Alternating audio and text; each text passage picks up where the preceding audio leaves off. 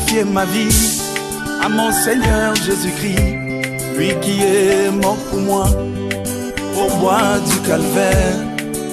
J'ai confié ma vie à mon Seigneur Jésus-Christ, lui qui est mort pour moi. Bonsoir et bienvenue, aimables téléspectateurs de la RTCL. Vous êtes sûrement dans votre émission La Voix de l'Aigle. La Voix de l'Aigle, une émission purement chrétienne, une émission avec objectif, celui de vous apporter la parole de Dieu par le serviteur de Dieu que nous recevons pour vous sur ce plateau. Et en ce matin, en cet après-midi d'aujourd'hui, nous sommes heureux d'être sur ce plateau et de revenir parler d'un sujet très noble, d'un sujet très capital, ce qui fait même les soubassements de notre foi chrétienne que nous professons. Et donc vous avez tout intérêt d'être avec nous ce soir, car certainement vous serez alors bénis, sérieusement bénis. La fois passée, nous avions déjà commencé un sujet que nous allons devoir continuer. Mais avant que nous puissions déjà annoncer ce sujet et la partie qui pourra faire l'étoile de fin de cette émission ce soir d'aujourd'hui, je reçois pour vous le frère Colombo Bochabo. Frère Colombo, que Dieu vous bénisse. Merci, qu'il soit aussi avec vous. Qu'il bénisse aussi tous ceux qui sont en train de suivre cette émission. Merci beaucoup. Nous sommes heureux de vous avoir sur ce plateau et pour votre disponibilité. Donc, que Dieu vous bénisse pour cela. Aimables téléspectateurs, vous le savez, dans cette émission, la fois passée, pour ceux qui nous ont suivis la fois dernière, nous avions commencé un sujet se rapportant à la divinité de notre Seigneur Jésus-Christ. Et donc, dans cette émission, nous avions commencé à montrer la place de la Trinité. C'était conforme à la Bible. Le frère Colombo a répondu aux questions sur ce plateau, se rapportant sûrement à cette question sur la Trinité. Il a répondu, vous aviez suivi, il a présenté Dieu comme étant esprit, et c'est Dieu qui est esprit, il est un, et donc il n'était pas deux, il n'était pas trois personnes. Et c'est ce qu'il a apporté la fois passée. Aujourd'hui, nous voudrions qu'il puisse nous présenter si la Trinité n'est pas la parole de Dieu et que c'est Dieu que nous devons adorer. Il est un. Comment ce Dieu est considéré dans l'Ancien Testament et comment il est considéré dans le Nouveau Testament. Frère Colombo, quelle est la préparation que vous aviez faite par rapport à ces sujets? Pourriez-vous nous présenter les dieux que les enfants de Dieu devraient adorer? Comment il s'appelait dans l'Ancien Testament? Qui était-il dans l'Ancien Testament? Et qui est-il encore dans le Nouveau Testament? Et comment il s'appelle aussi dans le Nouveau Testament? Est-ce la même personne ou deux personnes différentes? Ok, merci beaucoup pour cette question. Je vais commencer directement par la réponse à la question. Ok. Et puis après, nous allons le montrer. Ok. Nous avons reçu un message en ces temps de la fin, un message à travers lequel nous avons eu une révélation. Oui. Et cette révélation-là, elle est dans une seule phrase. Oui. Le Jéhovah de l'Ancien Testament, c'est lui, Jésus, dans le Nouveau Testament. Jéhovah dans l'Ancien Testament, c'est lui, Jésus, dans le Nouveau Testament. C'est ça la révélation qu'on a reçue. Ok. Jéhovah. Oui. Là, c'est comme ça qu'on l'appelle dans la Bible du monde nouveau. Oui. C'est comme cela qu'on l'appelle dans la Bible de l'abbé Crampon. Oui. Et dans ma Bible que j'ai ici, à la place de Jéhovah, on a l'Éternel. Oui. Mais nous savons que le nom tel qu'il était en hébreu, il était constitué de tétragrammes, Oui. c'est-à-dire 4 consonnes. Et ces 4 consonnes-là sont Y, H, W, H. Ok. Et pour prononcer ces 4 consonnes, on y ajoutait des voyelles. C'est comme ça que nous avons Yahweh. Et c'est comme cela que nous avons Yehoah. C'est le nom de Jéhovah.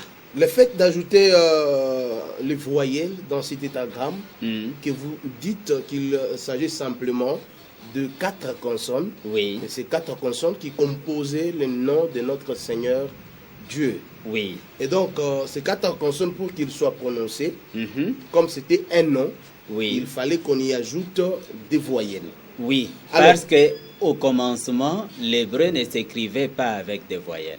au commencement, l'hébreu ne Ne s'écrivait s'écrivait pas. pas avec des voyelles. Au moins, ça Mais s'est on prononcé. prononçait. Au moins, on prononçait. Or, en prononçant, c'est qu'il y avait des voyelles. Ok. Voilà pourquoi, avec les scribes massorettes, Oui. c'est alors qu'on ajoutera des voyelles pour faciliter la prononciation Attendez. lorsqu'on lit. Allez, Mais là- ce là- n'est pas ça notre sujet. Ok, ok. Oui, Je sais, ce n'est pas le sujet. ce n'est pas le mais- sujet. Là, c'est pour parler tout simplement du nom tel qu'il était dans la Bible originale. Original. Oui. Ok.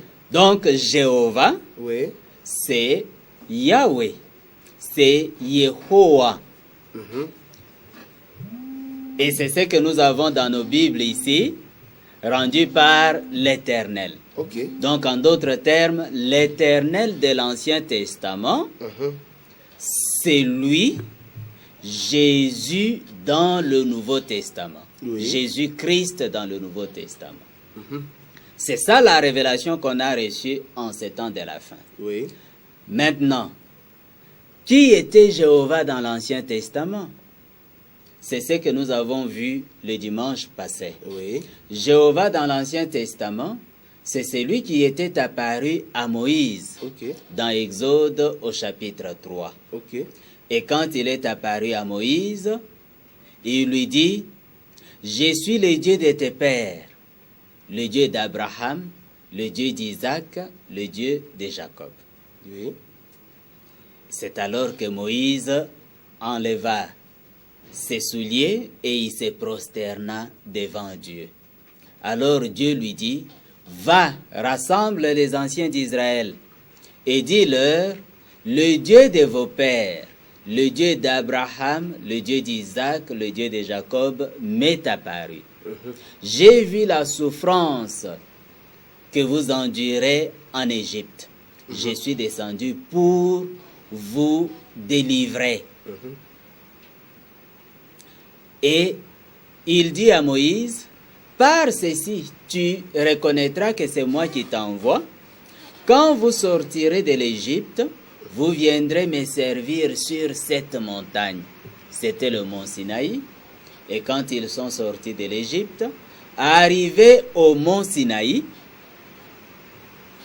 Dieu apparut encore à Moïse et lui dit, va, prépare le peuple. Et je reviendrai le 3e jour. Le 3e jour, je vais descendre. C'est alors que le 3e jour, il descendit sur le mont Sinaï. Il y avait du feu, la montagne était tout en train de trembler. Il y avait des éclairs, il y avait des tonnerres. Dieu était descendu sur le mont Sinaï au milieu du feu. Et c'était le même Jéhovah qui lui était apparu sur le mont Sinaï avant qu'il puisse aller en Égypte. Alors, quand il commença à parler dans Exode au chapitre 20, il a commencé par se présenter en disant, « Je suis ton Dieu qui t'ai fait sortir de l'Égypte, de la maison des servitudes. Tu n'auras point d'autre Dieu devant ma face. » Voilà ce qu'il a donné comme le premier commandement. Tu n'auras point d'autre Dieu devant ma face, l'Éternel. Alors, en disant, le Jéhovah de l'Ancien Testament, c'est lui Jésus dans le Nouveau Testament, c'est qu'on veut dire que Jésus dans le Nouveau Testament, c'est le Dieu devant lequel on ne peut avoir aucun autre Dieu. Ah bon? Il est le seul Dieu qui existe. N'était-il pas simplement un prophète et puis un envoyé que Dieu avait délégué comme messager, comme tous les autres sont venus, tels que Mahomet, tels que William Branham, tel que... Non, il n'était pas tout simplement un envoyé. Oui. Il est effectivement le Jéhovah de l'Ancien Testament, comme nous allons le montrer Voilà. ici. Et là, tout à l'heure, comme vous venez d'affirmer directement que Jéhovah dans l'Ancien Testament, c'est bien lui, Jésus, dans le Nouveau Testament. Et alors, nous vous laissons le temps de démontrer cela. Mais de votre exposé pourra découler une suite de questions, ensemble avec notre auditoire invisible, que nous allons devoir vous poser, afin que vous puissiez éclaircir votre exposé. Et cette fois-là, pour une meilleure compréhension, si vraiment question il y en a. Mais nous savons que sur notre plateau, les questions ne manquent toujours pas, et vous en aurez certainement. Et donc cette fois-là, nous vous laissons le temps de devoir exposer. Et dans votre exposé, nous allons noter quelques-unes des questions que nous allons devoir vous poser. Alors vous avez le temps de nous montrer comment Jéhovah de l'Ancien Testament, c'est lui Jésus dans le Nouveau Testament. Oui. Avant d'aller dans cette démonstration, j'aimerais réaffirmer le fait que en dehors de Jéhovah, il n'y a point de Dieu. Déjà là, il y a des questions, je ne sais pas si vous permettrez. Oui. Parce que déjà vous avez fait une affirmation, et donc c'est tout à fait normal qu'elle nous prenne déjà des questions. Oui, allô, bonsoir. Oui, allô, bonsoir. C'est une soeur, elle est partie. J'espère bien qu'elle pourra revenir. Oui. Donc, je disais qu'on doit d'abord réaffirmer le fait que en dehors de Jéhovah, il n'y a point de Dieu. Oui. Comme je venais de le dire, Jéhovah, quand il est descendu sur le mont Sinaï, dans Exode au chapitre 20, au verset 2, il dit « Je suis l'Éternel, je suis Jéhovah, je suis Yahweh, ton Dieu, qui t'ai fait sortir du pays d'Égypte, de la maison des servitudes. Tu n'auras pas d'autre Dieu devant ma face. » Déjà à partir de ces premiers commandements, plusieurs qui plongent dans l'idolâtrie, en n'ayant plus d'un seul Dieu, ils soutiennent qu'il y a plus d'un Jéhovah. Ok. Donc qu'il y a deux personnes ou il y a trois personnes qui se font appeler Jéhovah. Ok. Et cette affirmation est complètement fausse. Dieu, sachant que de telles affirmations viendraient, dans Deutéronome au chapitre 6, il a démontré qu'il n'y a qu'un seul Jéhovah. Ok. Donc, Deutéronome chapitre 6 au verset 4, il dit « Écoute Israël, l'Éternel, notre Dieu, est le seul éternel. » Donc vous voyez l'Éternel là, qui était descendu sur le mont Sinaï, qui a parlé à Moïse, qui a promis de descendre encore sur le mont Sinaï, quand ils sont sortis de l'Égypte et qu'ils sont arrivés au mont Sinaï, il est descendu encore et il leur a dit « Tu n'auras point d'autre Dieu devant ma face. » Et à propos de ces mêmes éternels-là, on dit « Écoute Israël, l'Éternel notre Dieu est l'unique et le seul éternel. »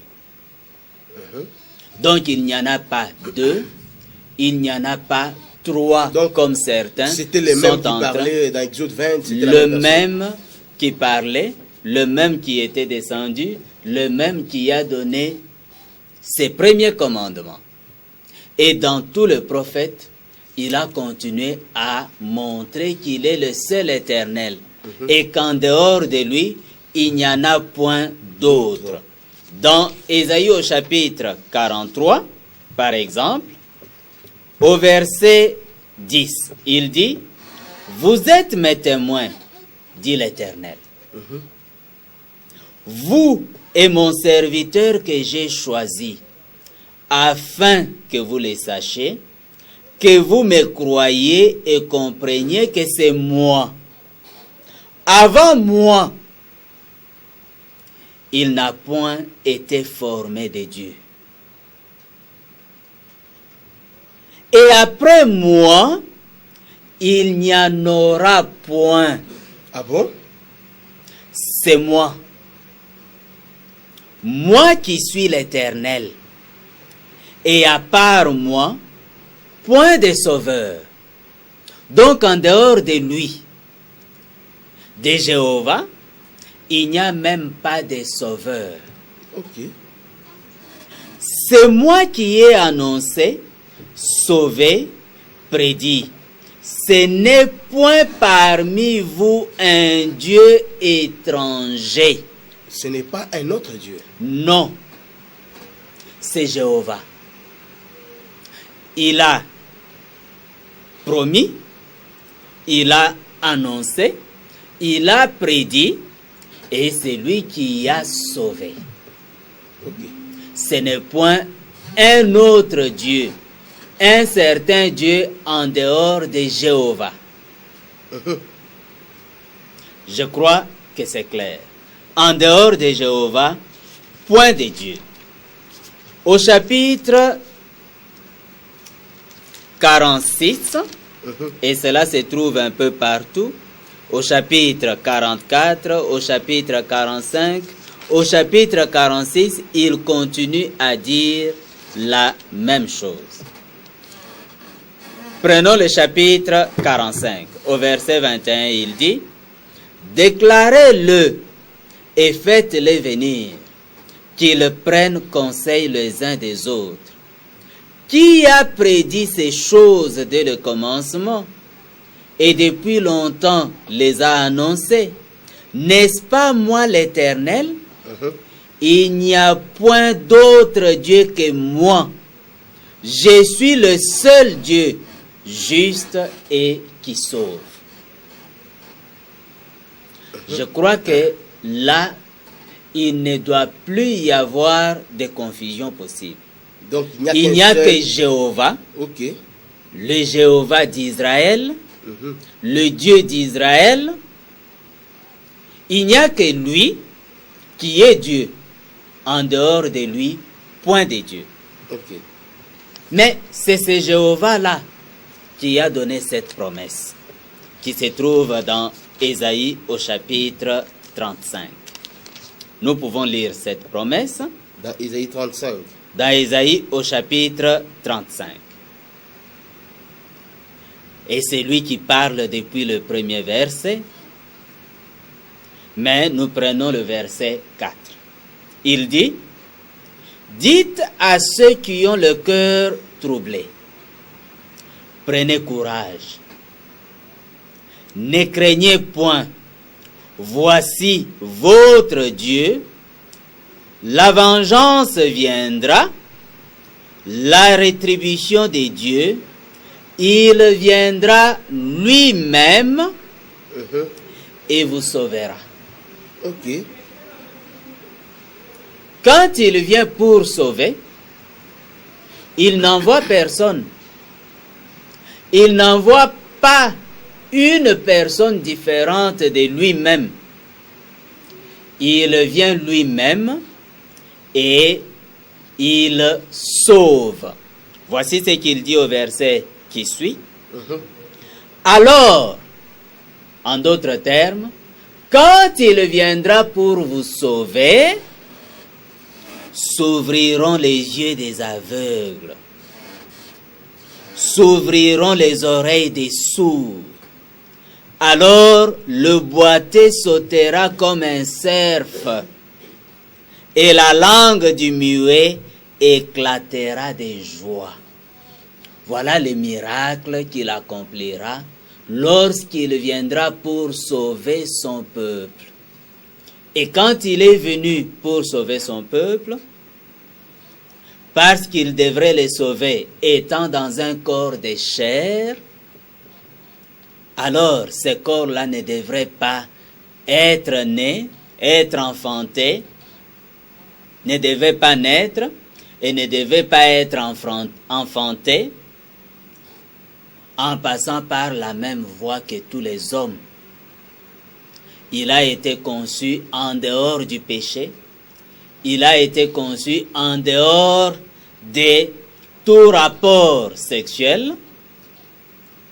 Et quand il a été conçu de cette manière-là, le fiancé de Marie, qui s'est proposé de rompre, un ange lui est apparu en songe et lui a dit: ne crains pas de prendre avec toi Marie, ta femme, car l'enfant qu'elle a conçu vient du Saint-Esprit.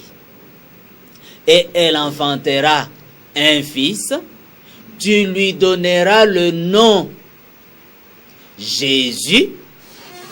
En hébreu, c'était Yeshua, car c'est lui qui sauvera son peuple de ses péchés. Ok. Or, c'est lui qui vient pour sauver. Il a dit ici qu'il viendra lui-même. Ok. Dieu lui-même viendra et il vous sauvera. Et ici, au moment où il devait naître, on dit, tu lui donneras le nom Yeshua, le nom Jésus, parce que c'est lui qui sauvera son peuple de ses péchés. Donc, vous voulez faire comprendre que, comme dans Ésaïe, Oui, il a dit que c'était lui-même qui devrait venir oui, pour sauver son peuple, oui. et qu'il avait déjà dit Mhm. qu'avant lui il n'y a point de Dieu et après lui il n'y en aura point de Dieu. Voilà. Ça veut dire le fait qu'on attribue cette qualité-là à Jésus, Mhm. ça veut dire que c'est la même personne qui est revenue. C'est la même personne Ok. qui s'est fait un corps de chair à travers Marie. C'est cette même personne-là qui venait dans le monde pour sauver son peuple de ses péchés. Regardez seulement dans Ésaïe au chapitre 35, après avoir dit qu'il viendra lui-même et il vous sauvera, nous le voyons là venir pour sauver son peuple de ses péchés. C'est lui qui lui préparait le chemin. C'était aussi un prophète qui était promis dans l'ancienne alliance. Ok. Il est venu lui préparer le chemin. C'était Jean-Baptiste. Et quand il lui a préparé le chemin, arrivé vers la fin de son ministère, il avait été arrêté, il se trouvait en prison. Et il a entendu parler des œuvres de Christ pendant qu'il était en prison. Il a envoyé ses disciples plutôt, pour qu'ils aillent poser la question à celui-là qui faisait des œuvres. Et quelle était la question? Es-tu celui qui doit venir ou devrons-nous en attendre un autre? Celui qui devrait venir, c'est celui dont Ésaïe avait parlé. C'est lui dont Ésaïe avait parlé. Ok. C'est lui dont il était venu pour préparer le chemin. On va voir qui est celui dont Jean devrait préparer le chemin. Mais quand il a envoyé ses disciples, ils sont allés, ils lui ont posé la question: es-tu celui qui doit venir ou devrons-nous en attendre un autre? Quelle était la réponse de Jésus? Sa réponse était pratique. Il a dit: allez, mettez-vous là et regardez ce qui se passe. Ok. Il a commencé à faire des miracles. Le boiteux marchait, les muets parlaient, ainsi de suite. Et puis il leur a dit: allez dire à Jean ce que vous avez vu.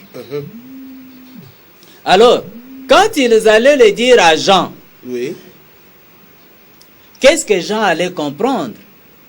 Ils sont allés dire à Jean: le boiteux marche, les muets parlent, les aveugles voient, ainsi de suite. Qu'est-ce que Jean allait comprendre? Jean allait comprendre que il s'agit effectivement de lui. Donc, il fallait juste que ses disciples aillent rapporter À Jean ce qu'ils ont vu.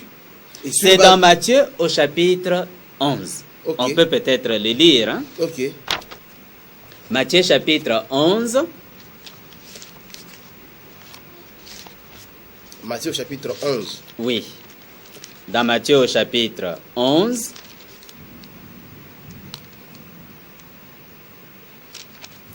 À partir du premier verset.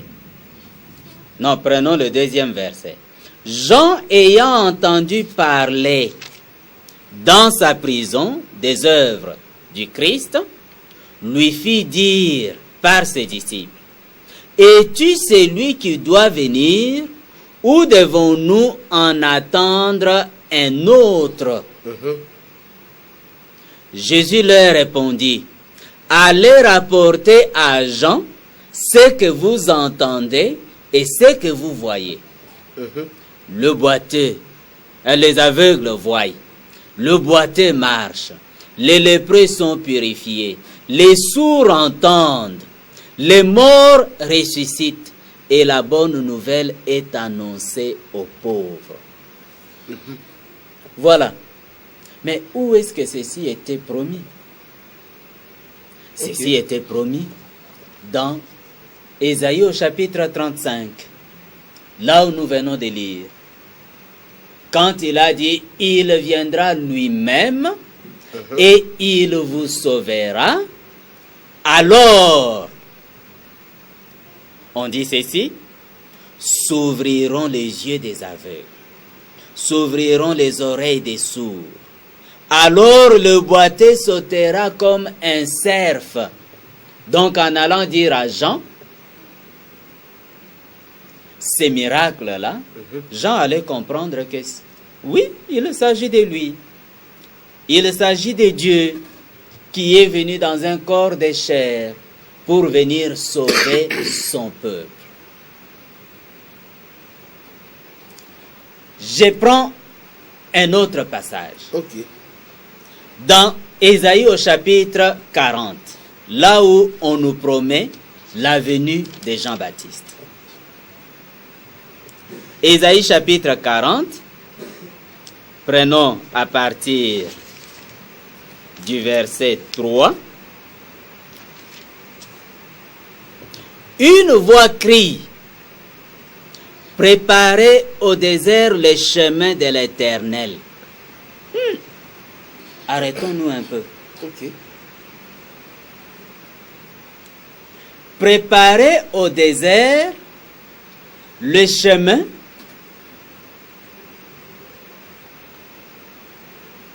du serviteur de Dieu, du Seigneur, ou bien le chemin d'un certain ange. Non.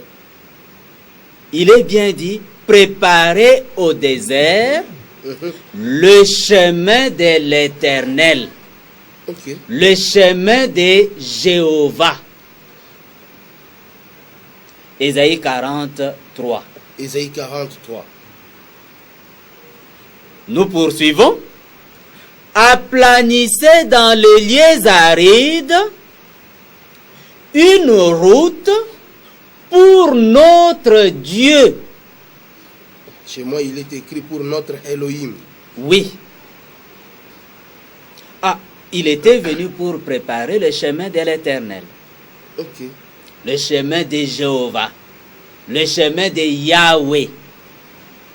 Il était venu préparer le chemin de notre Dieu. N'est-ce pas? C'était vraiment Dieu. Et chez moi, c'est traduit par ces dieux-là, c'est vraiment les tétragrammes. Oui, donc on met les tétragrammes dans la version que vous avez.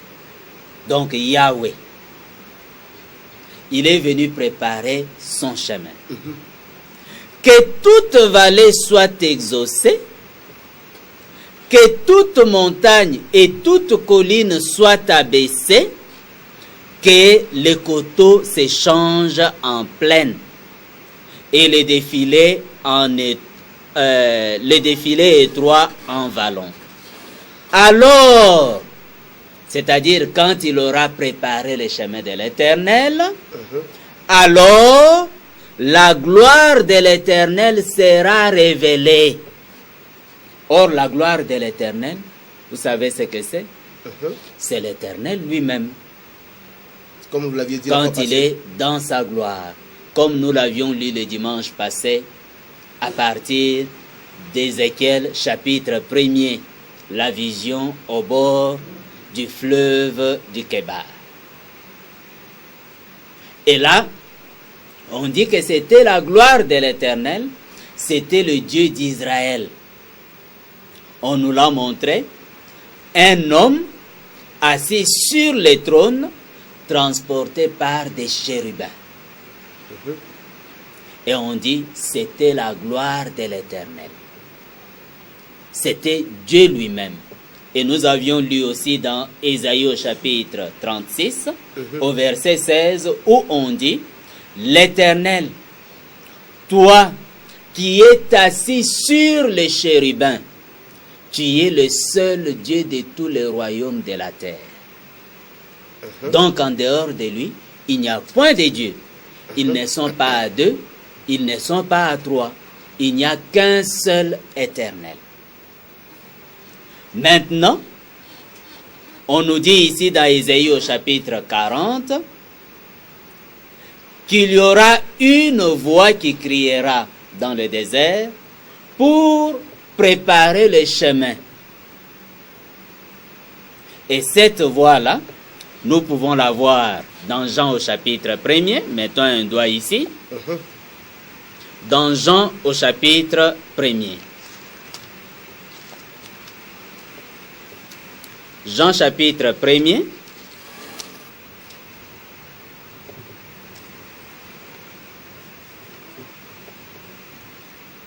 On dit au verset 19, voici les témoignages des gens lorsque les Juifs envoyèrent de Jérusalem des sacrificateurs et des Lévites pour lui demander, toi, qui es-tu? Il déclara, donc Jean déclara, et sans restriction, il affirma qu'il n'était pas le Messie, qu'il n'était pas le Christ. Il confessa et les nia point, il confessa en disant, ce n'est pas moi qui suis le Machia. Voilà. Et puis on continue. Et ils lui demandèrent, quoi donc? Es-tu Élie? Il dit, je ne le suis point. Es-tu le prophète? Et il répondit, non. Pourquoi toujours cette négation dans ses réponses? Même là où il parle du prophète, il dit toujours non. Le prophète, c'est le prophète dont parle Moïse dans Deutéronome au chapitre 18. Oui. Le Seigneur vous suscitera d'entre vos frères un prophète comme moi. Et ce prophète-là, c'était toujours le Messie. C'était toujours le Messie. C'était toujours le Messie. Ce n'était pas... Voilà pourquoi il dit, je ne les suis pas. Ok.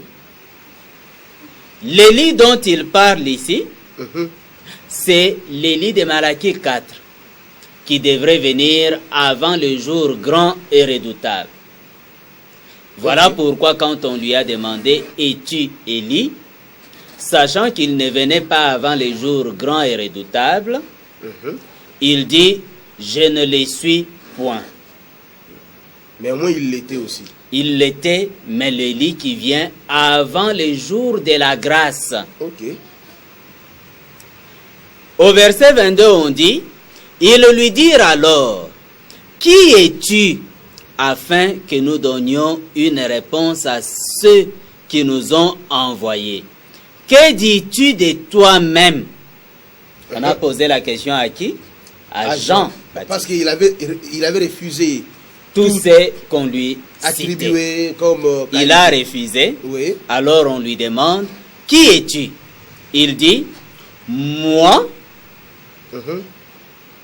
je suis la voix de celui qui crie dans le désert. Qui crie comment? Aplanissez le chemin du Seigneur. comme a dit Ésaïe le prophète. Ésaïe le prophète l'a dit où? C'est là où on venait de lire.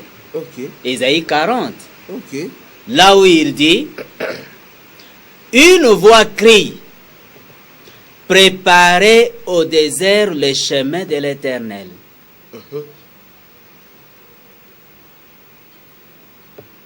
Et ici, Jean dit, moi je suis la voix de celui qui crie dans le désert. Donc il est cette voix-là. Préparez le chemin du Seigneur. Aplanissez le chemin du Seigneur, comme dit Ésaïe le prophète. Je crois que c'est clair. Ok, c'est clair.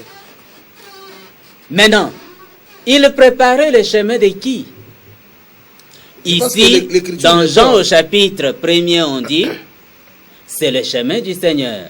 Même au verset 23, c'est clairement, il devrait aplanir le chemin du Seigneur. Okay. Et le Seigneur en question, Ésaïe dit, c'est Jéhovah. Ésaïe dit, c'est la route de notre Dieu. Est-ce que c'est clair? C'est clair. Voilà les Jésus du Nouveau Testament qui est Jéhovah dans l'Ancien Testament. Cela est montré clairement par ces Écritures que nous sommes en train de lire. On continue la lecture dans Jean au chapitre 1er. Oui. Ceux qui avaient été envoyés étaient des pharisiens. Ils lui posèrent encore cette question.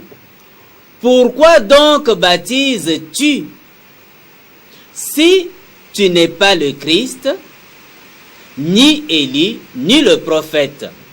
Jean leur répondit, moi, je baptise d'eau, mais au milieu de vous, il y a quelqu'un que vous ne connaissez pas, qui vient après moi. Ah, qui vient après Jean?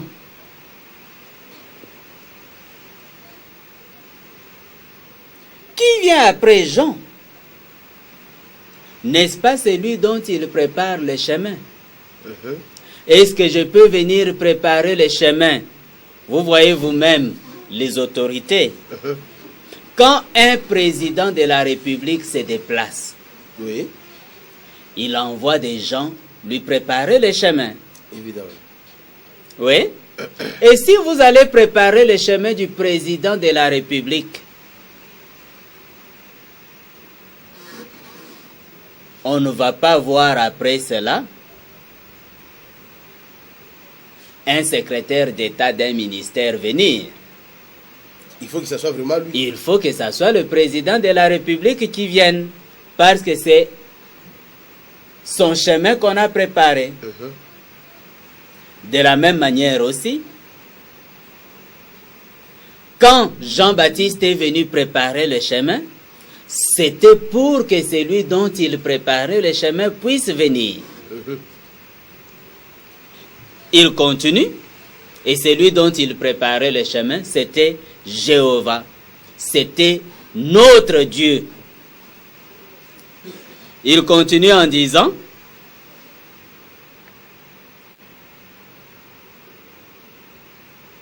je ne suis pas digne de délier la courroie de ses souliers. Ah, un grand prophète comme Jean. Vous savez que d'après les Écritures, même Moïse n'était pas plus grand que Jean-Baptiste. Oui, d'après les Écritures. D'après les Écritures. Jésus dit, de tous ceux qui sont nés des femmes, il n'en a pas paru de plus grand que Jean. Ah bon? Est-ce que Moïse était né d'une femme? Bien sûr. Bien sûr. Élie était né d'une femme? Oui. Bien sûr. Mais il n'en a pas paru de plus grand que Jean. C'est le Seigneur qui parle lui-même. C'est le Seigneur qui parle lui-même. Or, Jean dit, lui qui était le plus grand prophète de tous les prophètes qui ont paru avant Jésus, lui dont il n'y avait aucun prophète plus grand que lui, Jean dit qu'il n'était même pas digne de délier la courroie des sandales de celui qui venait après lui. Qui était celui qui venait après lui, dont il n'était pas digne de délier la courroie des sandales? C'était Dieu lui-même. C'était Jéhovah lui-même qui venait après Jean-Baptiste. Il continue. On continue en disant, ces choses se passèrent à Béthanie, au-delà du Jourdain, où Jean baptisait. Le lendemain, il vit Jésus venant à lui, et il dit, voici l'agneau de Dieu qui ôte le péché du monde, c'est-à-dire le Sauveur. Nous avons vu qu'il n'y en a point un autre qui sauve en dehors de Jéhovah. Dans l'Ancien Testament, oui.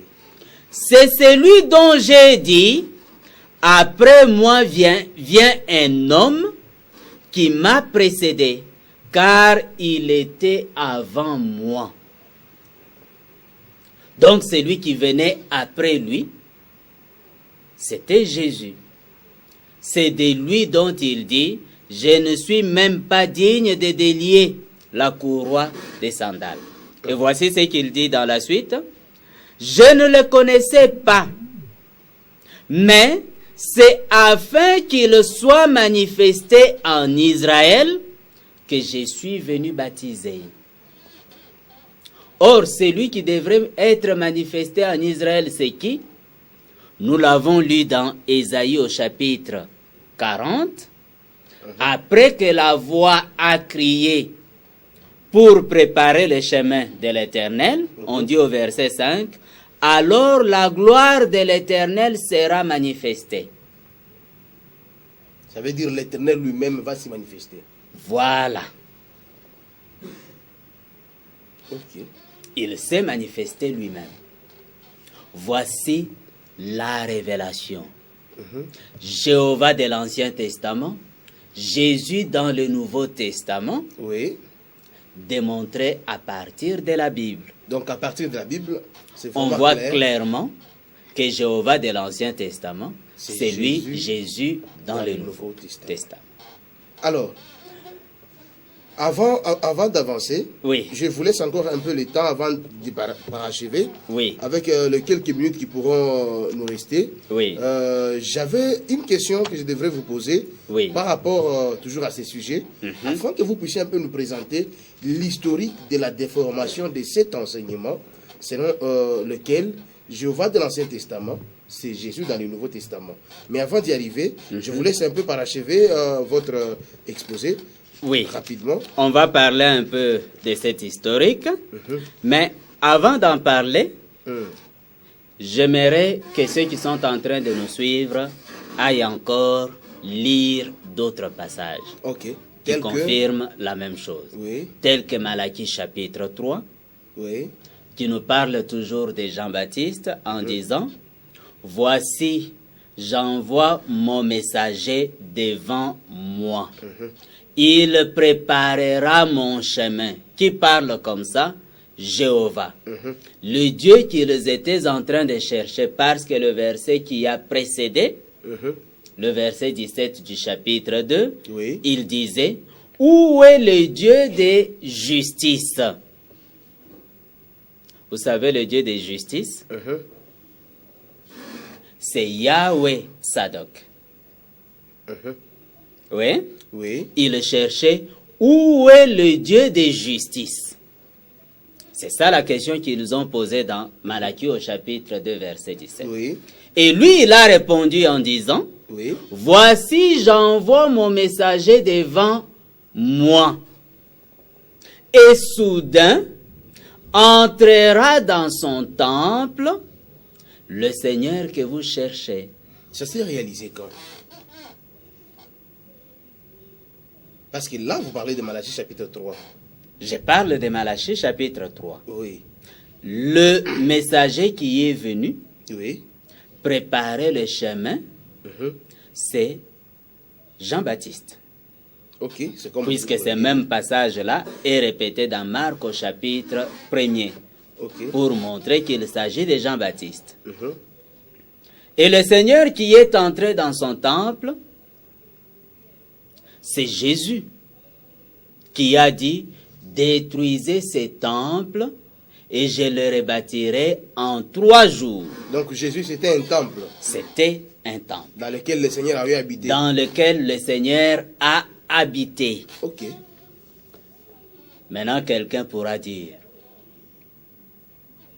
c'est que le temple, c'est une autre personne que le Seigneur qui est entré dans le temple. Je dirais non. Je peux donner un passage ici, rapidement, Allez-y. pour qu'on puisse le prouver. Dans Ésaïe au chapitre 8, au verset 12, on dit ceci, « N'appelez pas conjuration tout ce que ce peuple appelle conjuration. Ne craignez pas ce qu'il craint et ne soyez pas effrayés. C'est l'Éternel des armées que vous devez sanctifier. » Je m'arrête un tout petit peu là. Oui. Ce passage.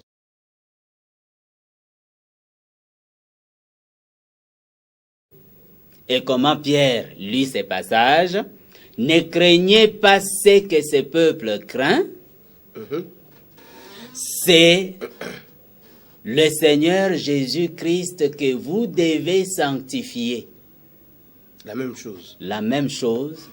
Et il montre que Jéhovah, l'Éternel des armées là, c'est le Seigneur Jésus-Christ. Donc la même personne. La même personne. Là, c'est dans 1 Pierre chapitre 3. Dans la suite, il dit, « Et il sera un sanctuaire. » L'Éternel des armées, là, que vous devez sanctifier, c'est lui que vous devez craindre et redouter. Il dit, « Et il sera un sanctuaire. » Il sera un temple. Le sanctuaire, c'est le temple. C'est le temple. Oui. Il ne s'arrête pas là, écoutez. Mais aussi une pierre d'achoppement. Un rocher de scandale pour les 2 maisons d'Israël. Ce sanctuaire-là. Oui, l'Éternel des armées qui sera un sanctuaire. Et quand il sera un sanctuaire, il sera un rocher de scandale pour les 2 maisons d'Israël.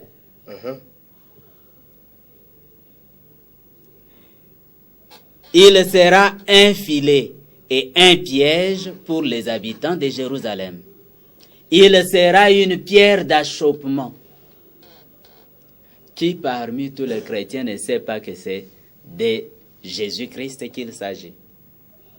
Pierre a répété encore ces passages-là dans 1 Pierre au chapitre 2 au verset 7. Donc, le rocher des scandales, la pierre d'achoppement, le Seigneur Jésus-Christ, c'est tout simplement Jéhovah devenu un sanctuaire, un temple. Et quand il l'est devenu, il était effectivement la pierre angulaire, mais qui était un rocher de scandale pour Israël. Voilà comment les Écritures se marient complètement. Donc il n'y a pas vraiment de contradiction. Il n'y a pas de contradiction. Pour montrer que c'est le Dieu de l'Ancien Testament qui s'est fait chair. Ok. Qui a pris un corps de chair et qui est venu nous sauver. Et Jean l'enseigne aussi de la même manière. Ici, nous voyons que c'est Pierre qui prend ces passages de l'Écriture qui concernent Jéhovah et qui dit que ces passages-là se sont accomplis en Jésus. Parce qu'il remplace le nom de ces dieux-là par le Seigneur Jésus. Oui. Maintenant, Jean fait aussi la même chose. Dans Jean au chapitre 1er, au premier verset, Jean dit, au commencement là c'est quand? C'est la création. À la création. Là où on dit, au commencement Dieu créa les cieux et la terre. Maintenant Jean retourne à ce commencement-là. Il dit, au commencement était la parole. La parole était avec Dieu. La parole était Dieu. Elle était au commencement avec Dieu. Et puis il continue.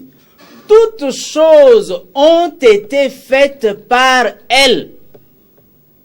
Donc quand on dit au commencement Dieu créa les cieux et la terre, il s'agit de la parole. Donc c'était la parole qui avait créé. Il s'agit du Logos, qui a créé toutes choses. Et puis Jean dit, rien de ce qui a été fait n'a été fait sans elle. N'est-ce pas? On le voit aussi dans Psaume chapitre 33.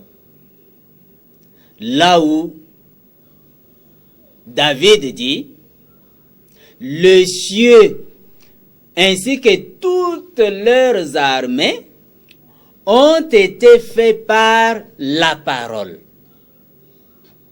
Donc c'est par Dieu. Quand on dit au commencement Dieu créa les cieux et la terre, il s'agit de la parole qui a créé. Maintenant, Jean continue en disant, et la parole a été faite chair. Elle a habité parmi nous, pleine de grâce. De qui s'agissait-il? Du Seigneur Jésus-Christ. Il est le Dieu créateur de tout ce qui existe, qui a créé là au commencement, et puis qui s'est fait chair pour venir nous sauver. Ok, donc toute la Bible parle de la même manière. Donc les Écritures qui parlent du Seigneur Jésus-Christ parlent en d'autres termes de l'Éternel dans l'Ancien Testament. Toujours. Voilà. Okay. Le Jéhovah de l'Ancien Testament, c'est lui, Jésus, dans le Nouveau Testament. Maintenant, avant de terminer, d'où vient la Trinité? Puisque d'après cette Trinité, Jésus n'est pas ce Jéhovah de l'Ancien Testament. Ce n'est pas la même personne. Pour la Trinité. Pour les témoins de Jéhovah, c'est aussi la même chose. Jésus n'est pas Jéhovah. Et pour la Trinité, on ajoute même le Saint-Esprit en disant le Saint-Esprit n'est pas Jésus. C'est une autre personne. Oui. Et puis, toujours dans la Trinité, on dit le Saint-Esprit n'est pas le Père. Dites-moi, qui est-ce qu'on appelle Père? N'est-ce pas celui qui a rendu grosse la mère pour que la personne dont on parle là puisse naître?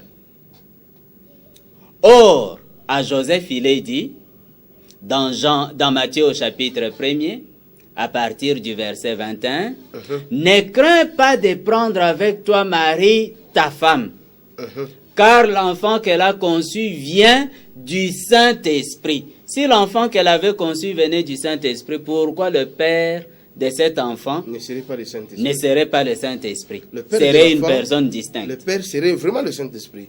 À moins qu'il y ait un catholique, même un évêque, Maintenant, qui soit vraiment inintelligent pour nous dire que c'est une autre personne. la personne qui a rendu grosse Marie n'est pas le père de l'enfant du premier-né de Marie. Maintenant, il y a une écriture sur laquelle les trinitaires se fondent. Je crois bien c'est dans Jean 14, hein, où il est écrit quelque part que quand le Seigneur Jésus partait au ciel, lors de son enlèvement, il avait promis, dans ce propos, il dit, je ne vous laisserai pas orphelin, je vous enverrai un autre consolateur. Oui. Et on se base sur le fait qu'on parle d'un autre consolateur, qu'il s'agissait exactement et évidemment d'une autre personne différente de celle qui était en train de monter vers le ciel. Comment expliquez-vous ce passage-là? Le passage s'explique lui-même. Ok. Quand il dit « Je vous enverrai un autre consolateur », il ne s'est pas limité là. Ok. Nous pouvons voir la suite. Oui. « Je vous enverrai un autre consolateur ». Oui. Le passage continue. C'est le verset 15. Oui.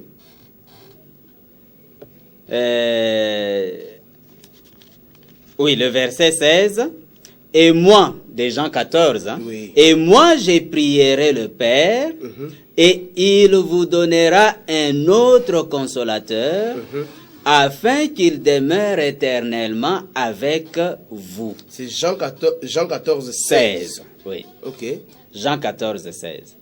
Un autre consolateur, afin qu'il demeure éternellement avec vous. Il ne se limite pas là. Oui. L'esprit de vérité, Oui. donc nous savons qu'il s'agit du Saint-Esprit, Oui.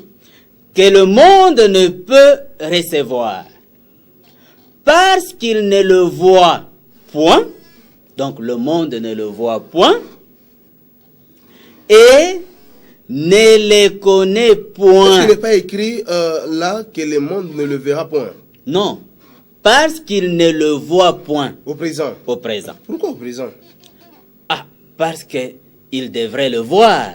Et ici, voir ici, c'est comprendre. Ok. Le monde ne comprenait pas que celui qui était là, Jésus, c'est lui le Saint-Esprit qui a pris tout simplement un corps de chair. Ok. Si le monde pouvait comprendre cela, il pouvait recevoir cet esprit qui allait ensuite sortir de ce corps pour se déverser sur la terre. Il continue.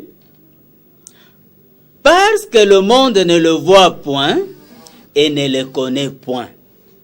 Mais vous, mes disciples, vous le connaissez. Et il continue. Oui. Car il demeure avec vous. Qui demeurait avec eux? Ces consolateurs-là, ils demeuraient déjà avec eux. Oui. Qui était-il alors? Mais le Seigneur Jésus. Donc le Saint-Esprit qui devait venir, c'était le Seigneur Jésus-Christ. Oui. Qui était déjà avec eux. Qui était déjà avec Pas eux. une autre personne. Non, pas une autre personne. Ok. Parce qu'il demeure avec vous. Et puis il dit, et il sera en vous. Ah, ok. Cette même personne-là qui était déjà Qui avec eux, demeurait avec eux, viendrait habiter allait en eux. maintenant venir en eux. Ok. Il ne s'agit pas d'une personne différente. Il continue. Je ne vous laisserai pas orphelins. Je viendrai à vous. Donc vous voyez la même personne qui est en train de leur parler. Pourquoi vous vous arrêtez quand il parle, quand vous lisez, je ne vous laisserai pas orphelin, et puis vous vous arrêtez là-bas? Ah, je ne vous laisserai pas orphelins. Oui. Je viendrai à vous. Il vient de leur dire, je vous enverrai un autre consolateur. Donc c'était le Père qui devait venir vers eux. Oui, mais ce Père-là était où? Il était dans ce corps. Donc, vous voulez dire que dans cette écriture déjà, que les trinitaires avancent pour montrer qu'il y a deux personnes différentes. C'est une écriture qui présente déjà que l'esprit qui allait venir était déjà avec eux. C'était celui qui était avec eux. C'était lui-même le Père. C'était lui-même le Père. Parce que quelques versets plus haut, il dit, maintenant vous l'avez déjà vu, le Père. C'est alors que l'un des disciples va poser la question au verset 7. Au verset 8, plutôt, il pose la question. Seigneur, montre-nous le Père et cela nous suffit. Quelle était sa réponse? Il est au ciel? Non, depuis que je suis avec La réponse était, il y a si longtemps que je suis avec vous et tu ne m'as pas connu, Philippe. Mais Philippe ne cherchait pas à connaître celui qui était là. Lui, il cherchait à connaître le Père. Il voulait voir le Père. Mais Jésus lui dit, depuis si longtemps que je suis avec vous, tu ne m'as pas connu, Philippe. C'est lui qui m'a vu, a vu le Père. Or, le Père, comme nous venons de le voir, c'est le Saint-Esprit. Parce que l'enfant venait du Saint-Esprit. Et quand il leur donne la promesse qu'il allait leur envoyer un autre consolateur, il leur ouvre directement l'esprit en leur disant, il est avec vous, il demeure avec vous et il sera en vous. Et puis il ajoute, je ne vous laisserai pas orphelin. Celui qui laisse orphelin, c'est le Père, non? Bien sûr, c'est le Père. Et puis il dit, je viendrai à vous. Quand nous lisons par exemple dans 2 Corinthiens chapitre 13, là où Paul dit, Jésus-Christ est en vous. Il est en vous comment? C'est un morceau de chair qui est venu entrer dans des personnes? Non, il s'agit du Saint-Esprit. Donc le Jésus qui est en nous. Jésus qui est en nous, c'est le Saint-Esprit. Un peu plus loin dans ce même chapitre 14, il dit, au verset 24, c'est lui, au verset 24, il dit, non, au verset 23, il dit, si quelqu'un m'aime, il gardera ma parole. Et mon Père l'aimera, nous viendrons à lui et nous ferons notre demeure chez lui. Il y a un docteur en théologie qui est souvent invité dans des rencontres que la radio Sangomalamu organise à Kinshasa au stade. Ce docteur-là, une fois, avait organisé un séminaire à Bruxelles et je me trouvais à Bruxelles et c'était le séminaire sur la Trinité. Et il s'est présenté disant, je suis 3 fois docteur. Il a exposé sur la Trinité. Je lui ai amené ce passage. Je le lui ai lu. Christ dit, moi et mon Père, nous viendrons à lui, nous ferons notre demeure chez lui. Je lui ai demandé, est-ce que cette écriture s'est-elle déjà accomplie? Il me dit, oui. Quand est-ce qu'elle s'est accomplie? Lorsque le Saint-Esprit est venu et qu'il est entré dans ses disciples. Alors comment le Saint-Esprit est différent du Père et du Fils? C'est compliqué. Il ne savait pas me répondre, il me dira, non, toi je ne saurais pas discuter avec toi, tu peux partir. Ah bon? Merci beaucoup, frère Colombo, pour cet exposé. Que Dieu vous bénisse, aimables téléspectateurs. Que Dieu bénisse le frère Colombo pour la parole ce soir. Nous sommes très heureux de vous avoir approché ce soir par la parole de Dieu. Je suis le frère Michel Bopé et sur ce plateau, j'ai été accompagné des frères Colombo Chabot. C'est avec lui que nous avions répondu à toutes ces questions relatives à la divinité. Et très prochainement, comme le temps nous a été limité, j'espère que la fois prochaine, nous y reviendrons certainement cette fois-là pour parler de l'historique, de quelle manière a vu jour, comment est née la Trinité, comment on a commencé à parler de la différence entre Père et Fils et Saint-Esprit, parlant d'eux comme étant trois personnes différentes. Et donc, ça vient d'où? Et c'est important de les savoir. Voilà pourquoi nous vous fixons rendez-vous très prochainement. C'est sûrement le 1er mars 2020 que nous serons sur ce plateau. Par la grâce du Seigneur, que le Seigneur vous bénisse. Que Dieu bénisse aussi cette équipe technique qui nous a tenu compagnie. Avec plaisir, nous vous retrouvons très prochainement. Shalom, shalom et bye. Shalom.